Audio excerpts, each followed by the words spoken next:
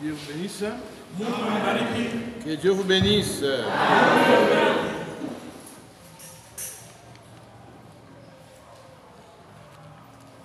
Nous chantons.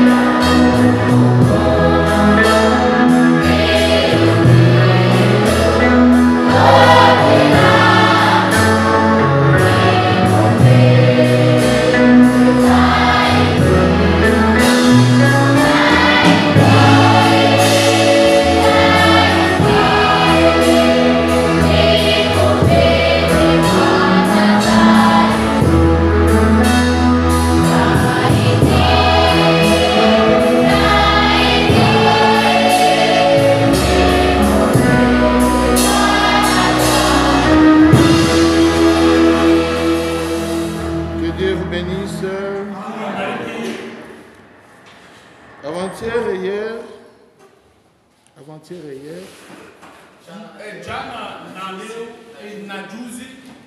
Nous avons vu comment on sait que on a été baptisé du Saint-Esprit. Donc comment savoir? Vous avez reçu le Saint-Esprit. Nous avons vu comment nos frères juifs, comment les juifs ont reçu le Saint-Esprit les jours de Pentecôte. Vous avez vu comment ça s'est passé. Chez les Samaritains, vous avez vu comment ça s'est passé. Chez Corneille, vous avez vu comment ça s'est passé. À Éphèse, la même chose. Vous avez vu comment ça s'est passé avec Paul et avec Branham. Maintenant, nous laissons ce soin à chacun de nous d'expérimenter cela.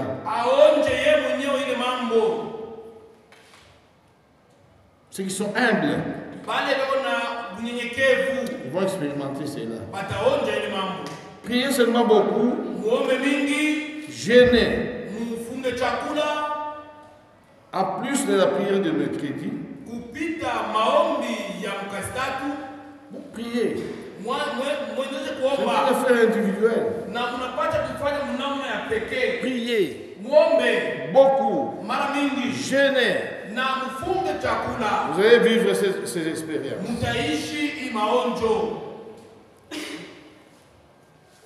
Maintenant, aujourd'hui, on va voir ce qui empêche les gens de recevoir le Saint-Esprit.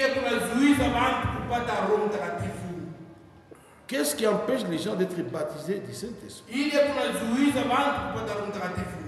Après avoir vu tout cela, nous allons enlever ces obstacles dans l'Église pour que nous puissions expérimenter ce que nous avons vu hier. Vous allez voir comment les gens ne reçoivent pas le baptême Saint-Esprit. Il y a des obstacles qui font que les gens ne sont pas baptisés Saint-Esprit. Nous allons à partir d'aujourd'hui passer par la purification de l'Église. Aujourd'hui et dimanche, nous allons parler de ça pour amener l'Église à la purification, à la sainteté, pour que chacun puisse prendre ses responsabilités. Acte chapitre 2, verset 37 à 39. Acte chapitre 2, 37 à 39. Soyez vraiment attentifs. Ne dormez pas. Soyez attentifs. Acte 2, 37 à 39. C'est ce qui s'était passé toujours à Pentecôte, dans la première église. Après avoir entendu ces discours, discours de Pierre, qui était baptisé du Saint-Esprit, qui avait expérimenté cela, quelque chose était arrivé dans la vie des apôtres.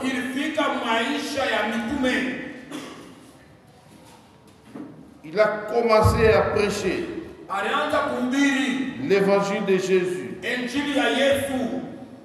Après avoir entendu ces discours, ils eurent, ceux qui écoutaient, ils eurent le cœur vivement touché. Et il dit à Pierre et aux autres apôtres, hommes frères, que ferons-nous? Que ferons-nous? Ils voulaient être communs. Pierre leur dit, parce que quand ils ont vu les gens être baptisés Saint-Esprit, les gens ont posé la question, qu'est-ce qu'ils pouvaient aussi faire pour être baptisés du Saint-Esprit? Pierre leur dit, répentez-vous et que chacun de vous soit baptisé au nom de Jésus-Christ pour le pardon de vos péchés et vous recevrez le don du Saint-Esprit. C'est le baptême du Saint-Esprit. Amen. Que Dieu bénisse la parole de sa parole.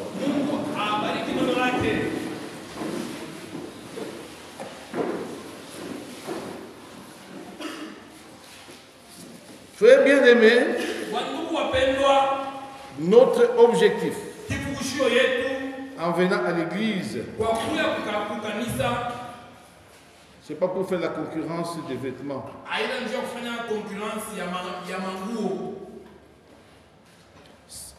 Nous avons un seul objectif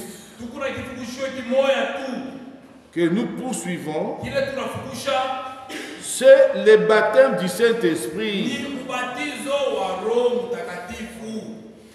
Comme mon bien-aimé, Pasteur Kaloué dit toujours. L'objectif, retenez cela, mes chers frères. L'objectif principal, c'est le baptême du Saint-Esprit.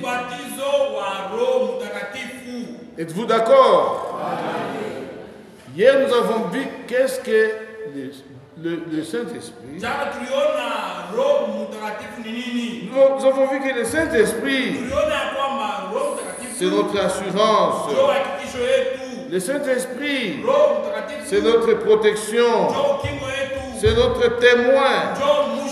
C'est notre sceau. C'est notre signe.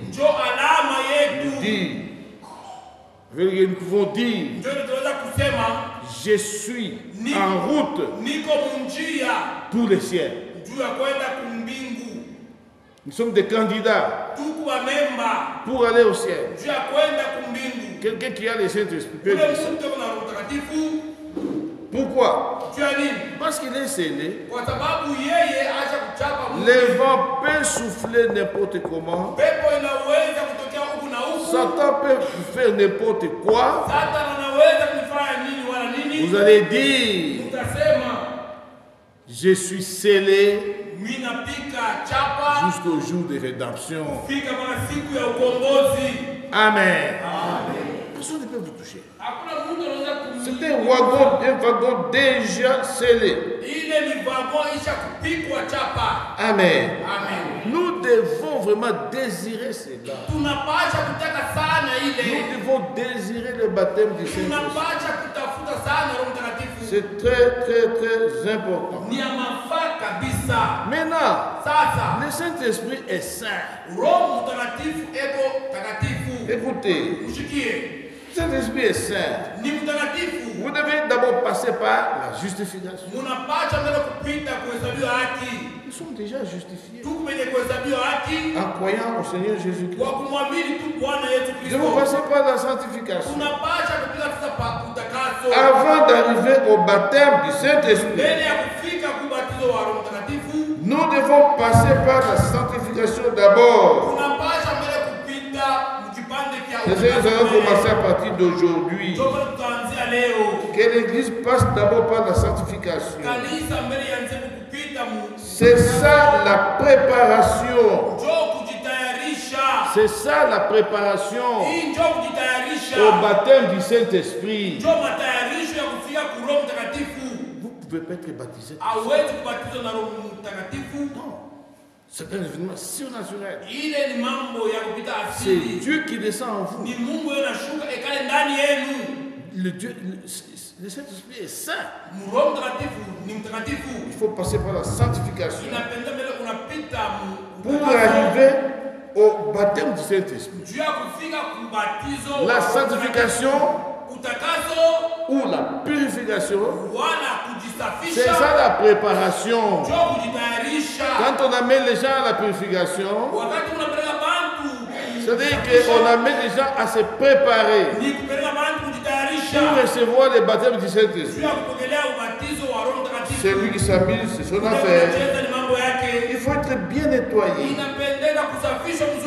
pour que celui qui est saint vienne habiter en vous. Amen. Amen. Dis, projetez-nous d'abord question-réponse sur le Saint-Esprit. Question-réponse sur le Saint-Esprit. Question-réponse sur le Saint-Esprit du 19-12-59, paragraphe 42. C'est là-bas. Hein? Bon, nous pouvons suivre ensemble. Mes chers frères, les caméras de la CCT et le baptême du Saint-Esprit est différent de la sanctification. La sanctification, c'est la purification qui prépare la vie, qui prépare le baptême, qui vous prépare au baptême du Saint-Esprit. Parce que quand vous recevez le Saint-Esprit, quand le Saint-Esprit vient, il est la vie. Amen. Quand vous avez le Saint-Esprit, vous avez la vie. N'est-ce pas? Amen. Quand le Saint-Esprit vient, il est la vie.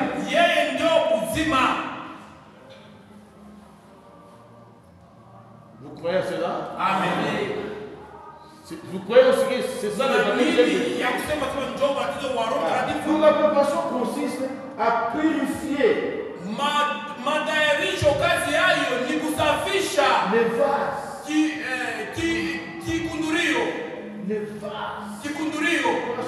Purifier les vases. Purifier les verres qui étaient sales. Nous devons être purifiés, mes chers frères, avant de recevoir le Saint-Esprit. Voilà, la préparation consiste à purifier les vases. Avant d'arriver au baptême du Saint-Esprit, la préparation consiste à purifier, à nous purifier. Le Saint-Esprit, maintenant c'est le remplissage du vase. Alléluia. Amen. Alléluia. Amen. La sanctification, la purification du vase, c'est notre purification. Nous devons être nettoyés. Sanctification signifie purifier et mise à part pour le service. Le Saint-Esprit le met en service. Vous êtes des vases que Dieu a purifiés. Amen. Avant d'arriver au baptême du Saint-Esprit, il faut passer par la purification. C'est ce que nous allons faire, mes chers frères, à partir de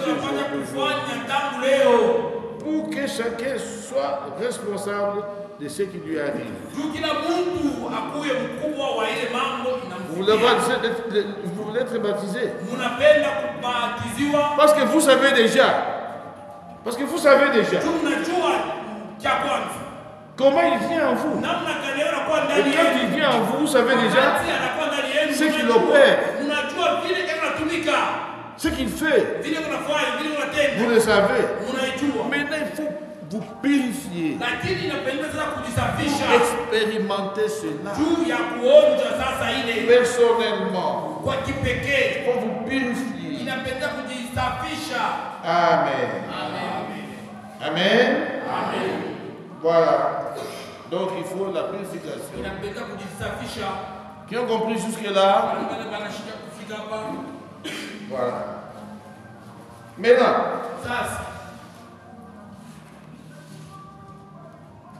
on lit. Qu'est-ce que cet esprit? Paragraphe 50. C'est là maintenant que nous allons commencer une étude approfondie.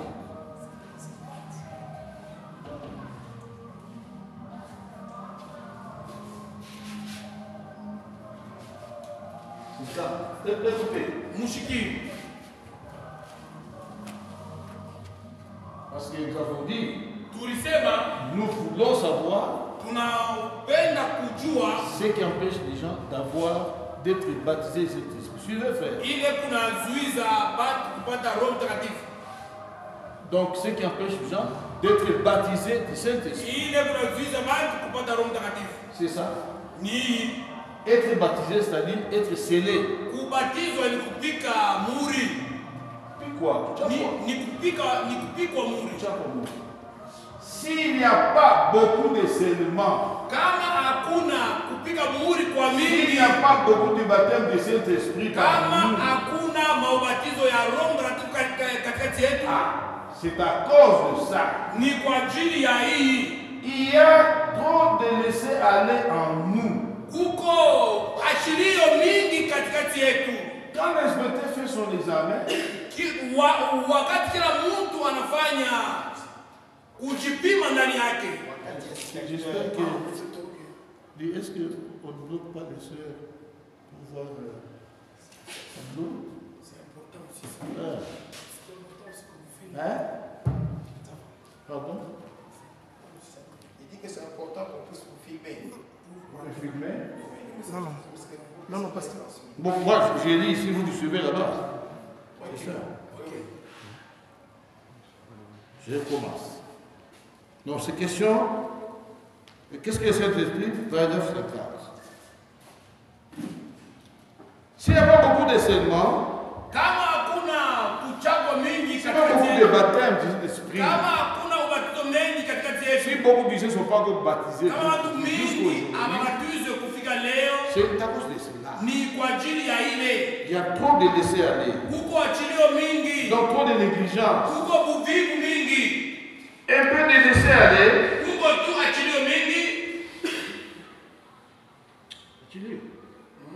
Négligence.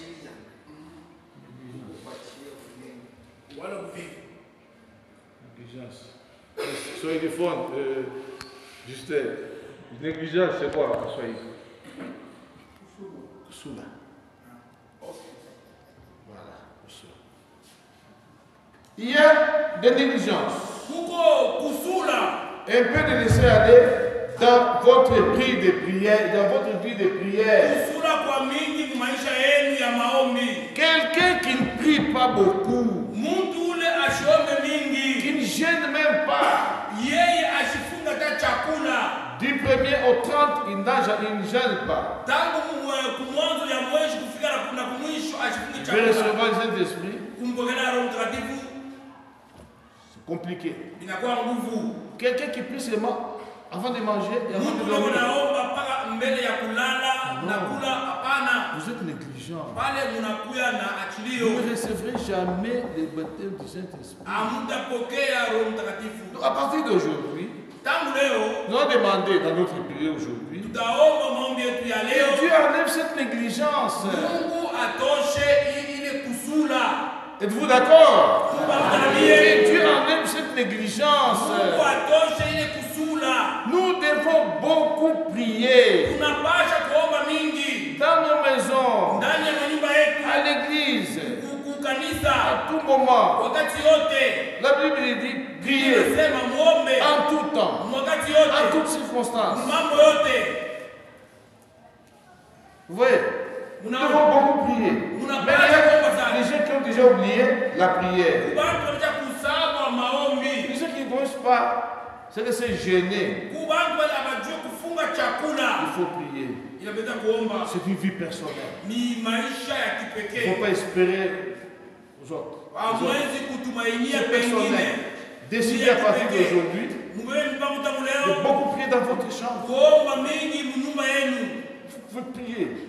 À 1h du matin, à 5h du matin, les après-midi, vous priez une fois par jour. C'est trop peu. Regardez comment Jésus priait. Regardez comment Abraham priait. Regardez comment les disciples, les apôtres, les disciples priaient. Avec persévérance.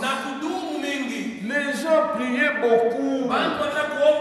Aujourd'hui, les gens ne font que parler. Pas de prière.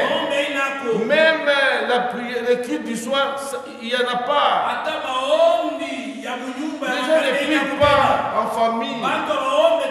Oh, si vous lisez le message, le prophète dit, regardez, voyez les foyers où il n'y a pas d'équipe de prière, verrez qu'il y a toujours des problèmes qui arrivent. Il y aura toujours des problèmes. Parce qu'ils sont négligents. Nous devons prier, mes chers frères. Et chacun prenne cette décision aujourd'hui. C'est un fait personnel. Priez. Ne comptez pas sur les invités de Dieu. Ne comptez pas sur l'église. Ne comptez pas sur les parents. Priez. La nuit comme les jours. Les gens ne reçoivent pas parce qu'ils sont dans leur vie. Et c'est vrai. Un peu de laisser aller. Quant à ce tempérament colérique, la colère.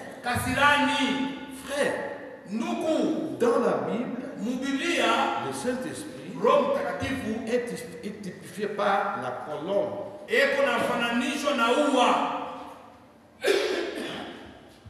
Vous voyez, dans notre message, quand le prophète Branham a prêché l'agneau et la colombe,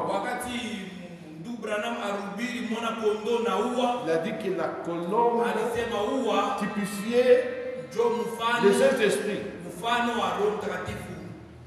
Les gens, les gens colériques typifiaient les loups. Loup qui veut toujours mordre. Méchanceté. Il dit, vous voulez que la colombe qui est douce descende sur un loup, elle va s'envoler.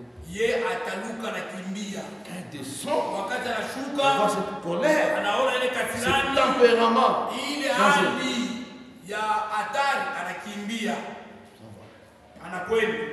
Colère. Quand vous vous fâchez ici, c'est terrible. Vous faites des scandales. Vous ne mangez même pas. Vous dormez avec votre colère. Oh, la Bible dit que le soleil ne se couche pas sur votre colère. Vous qui allez au lit avec votre colère, le Saint-Esprit ne viendra pas sur vous. À partir d'aujourd'hui, nous allons prier pour que Dieu enlève ce tempérament. Tempérament de colère. Le frère madame arrive à dire que la colère c'est le premier degré de la folie. C'est vrai. Regardez quelqu'un quand il est en colère. Moi j'avais vu quelqu'un qui prend son enfant, il le jette sur la toiture. C'est un silo. Moi j'ai vu quelqu'un en colère, il prend son enfant, il le jette sur la toiture. Et l'enfant commence à pleurer sur la toiture. J'ai vu une autre maman au temple là-bas en train de laver les pieds de son fils. Donc le fils pleurait parce que ça faisait mal. Et la maman prenait le talon. Il tapait sur le... Comment dirais-je? L'enfant ou quoi là? Méchamment. L'enfant pleurait. C'est la folie. La colère. Le premier degré de la folie. Si vous vous réveillez votre travail, aujourd'hui je sens la folie. Ça ne viendra jamais. Jamais. Croyez-vous que c'est le message? Demandons à Dieu d'enlever ce tempérament qui nous empêche, qui empêche le Saint-Esprit de descendre.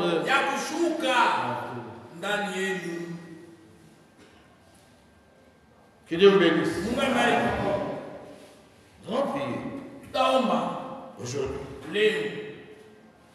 Que Dieu enlève la négligence de la prière, tempérament de la colère, un peu de laisser aller quant à cette langue pour parler des autres. C'est grave.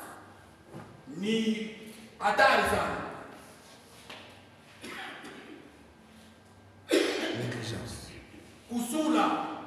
Donc, vous avez la légèreté de parler des autres. Tous les jours, vous devez citer le nom d'une sœur. Tous les jours, vous devez citer le nom d'un frère. Vous devez citer le nom d'un serviteur de Dieu. Tous les jours. Quand votre mari, la nuit, au lieu de prier, ce sont des critiques. Dans la chambre. C'est votre habitude. Vous voulez que le Saint-Esprit défende votre prophète dit.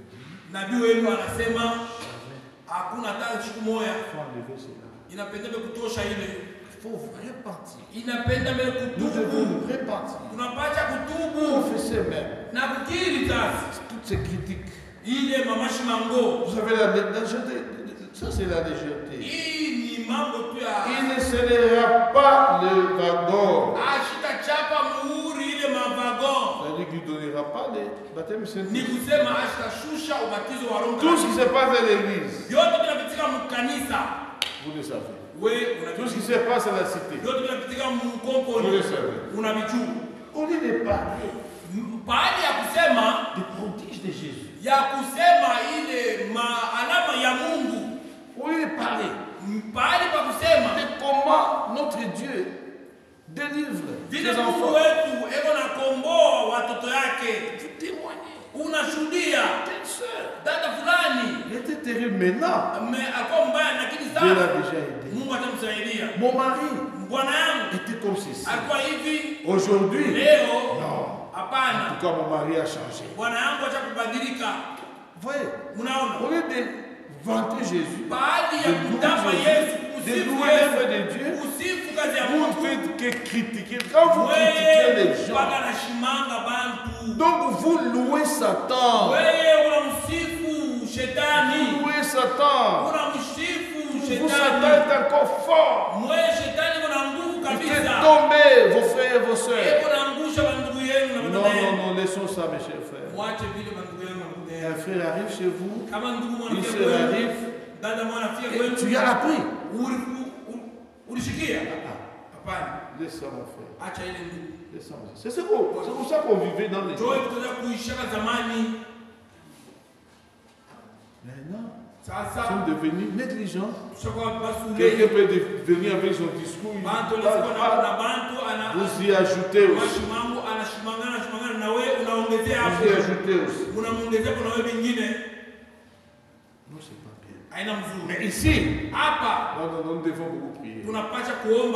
Ce qui concerne la langue, les petits feux qui brûlent toute une forêt.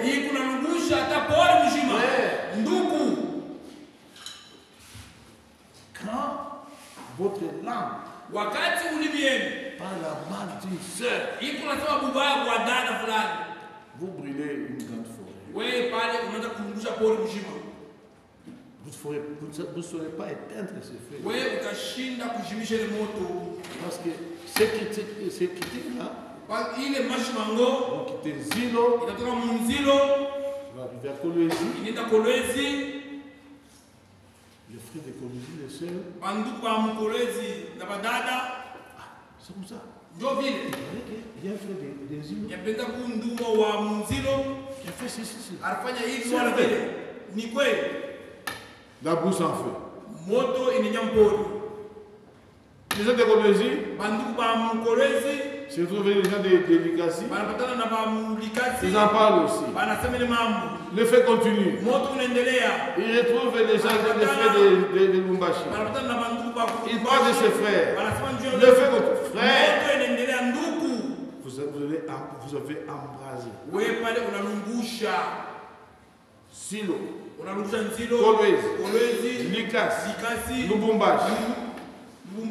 Comment est-ce que vous allez éteindre ces pauvres frères que vous avez parlé? C'est comme si vous l'avez poignardé dans le sang de dos. Les critiques déshonorent quelqu'un. Ça déshonore. Critiquez un prédicateur. Lorsqu'il va passer devant vous, vous pouvez même quitter l'église. Parce qu'on va déjà suivre. Laissons les critiques. Laissons les critiques. Nous branchons tous de plusieurs manières. Tous. Celui qui ne branche pas, c'est le Seigneur Jésus. Lui-même. Et nous tous.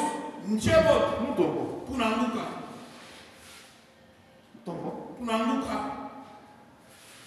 Vous vous rappelez de l'histoire de ces PDG-là? C'est le frère Branham qui raconte ça. Société Ballard. Il a engagé. Quand les gens se présentaient avec des diplômes, il dit non. Voilà. Pour moi, il faut vous présenter avec un crayon et une gomme. Parce qu'en signant votre contrat, si vous commettez une erreur, avec votre gomme, vous pouvez effacer. Mais si vous signez avec les bics, quelqu'un s'est présenté. Le PDG, où est ton crayon? Non, moi j'ai pas besoin de ça. Moi je ne commets jamais de fautes. Jamais. Et moi seulement les bics. Je vais écrire correctement. On m'a tiré une grande leçon. Déjà comme ça. Sachez que les erreurs, on en commet tous les jours. Est-ce que vous êtes d'accord? Nous branchons tous de plusieurs manières. Nous devons aussi avoir une gomme pour effacer ses erreurs. Et notre gomme, c'est le sang de Jésus-Christ. C'est le sang de Jésus-Christ. Que Dieu vous bénisse. Je vous bénisse. Nous pouvons, comme il reste encore 10 minutes, on peut. Des habitudes sales. Vous y êtes? Habitudes sales. Des habitudes sales. Ça empêche les gens d'avoir le Saint-Esprit. Prenons quelqu'un, prononce des paroles pour citer des parties du corps d'un homme, d'une femme. Ce sont des choses, des habitudes sales, des habitudes dégoûtantes. C'est lui qui regarde encore le film porno à son Android.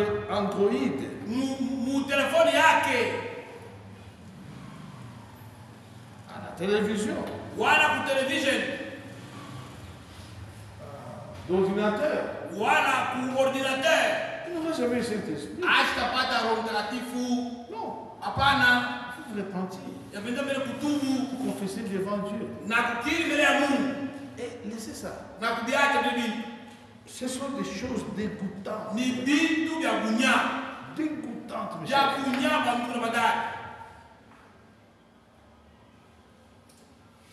Ce sont des choses dégoûtantes. Il faut cesser cela. Si vous voulez avoir de cet esprit, il ne faut pas regarder ces choses. Les films d'amour.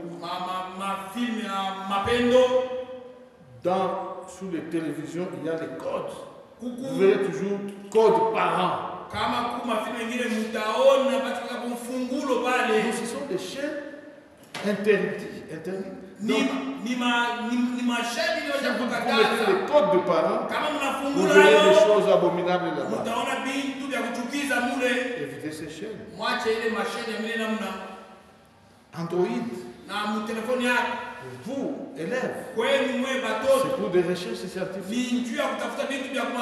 Les mégas, c'est pour des recherches scientifiques. Vous cherchez les cours, les prédications. Et si vous passez toute la nuit, le matin vous avez des yeux rouges. Comment vos yeux sont rouges? Je n'ai pas bien dormi. Non. Vous étiez tout le temps ce sont des choses dégoûtantes. Des choses très très sales. Vous voulez que le Saint des Saints, l'Esprit Saint, vienne dans ces saletés-là.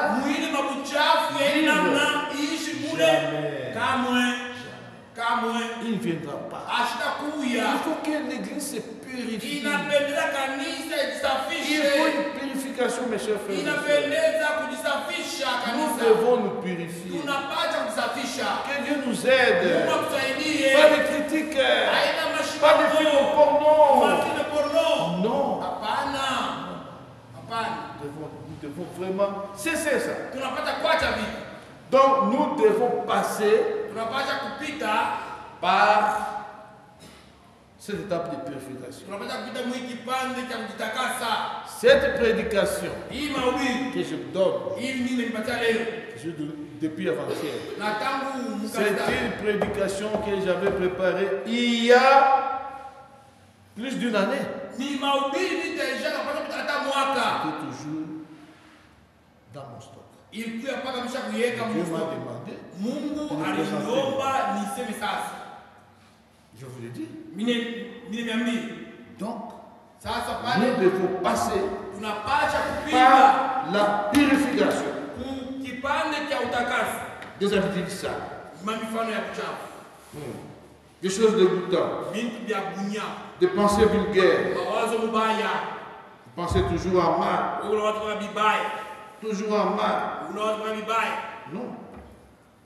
Même si vous voyez des gens causer, pour vous, oh, c'est moi. Demandez-moi. C'est moi. Il me critique. Vous voyez, des pensées vulgaires. Pensez toujours en mal. Des personnes qui sont en train de causer pour toi, ils te critiquent. C'est des pensées toujours vulgaires. Vous devez avoir la pensée de Dieu. Pensée de la parole de Dieu. Voilà, nous allons nous arrêter là-bas. Et terminer. Aujourd'hui, nous allons prier avant de nous séparer. On prier. Je vais demander à Dieu d'enlever cette négligence de la prière, ce tempérament colérique. Je vais demander à Dieu cette légèreté de parler des autres. La langue de Dieu vraiment nous aide. Des habitudes sales, des choses dégoûtantes. Nous allons prier pour ça. Que Dieu vous bénisse pour aujourd'hui. Mettez vos têtes.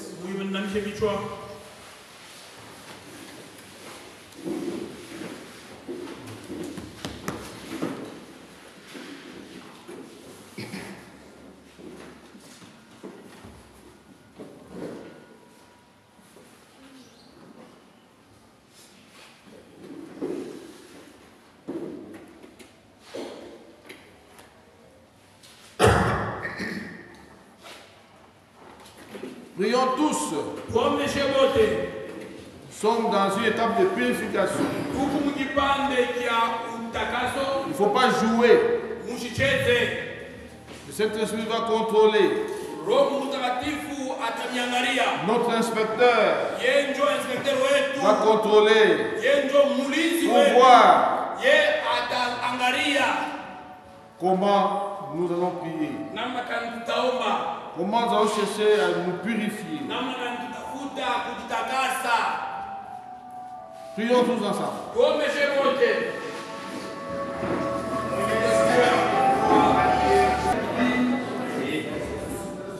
Un peu de négligence dans la prière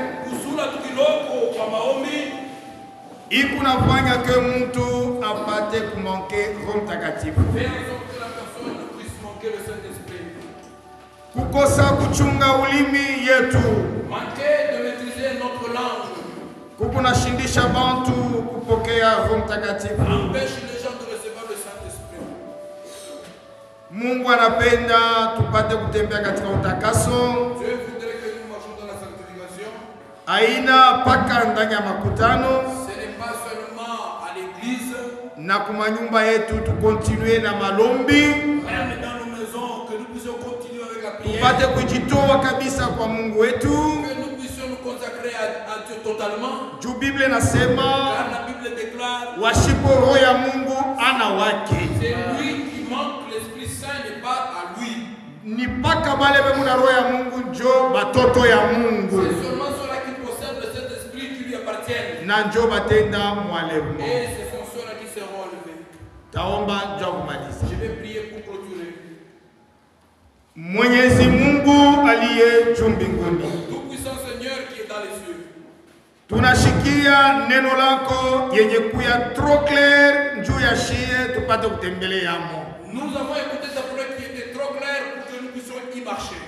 Unetonesha kile kikuna mpeshe tupate kumanke Roho Mtakatifu. Tu nous as montré ce qui peut nous pousser à manquer le Saint-Esprit.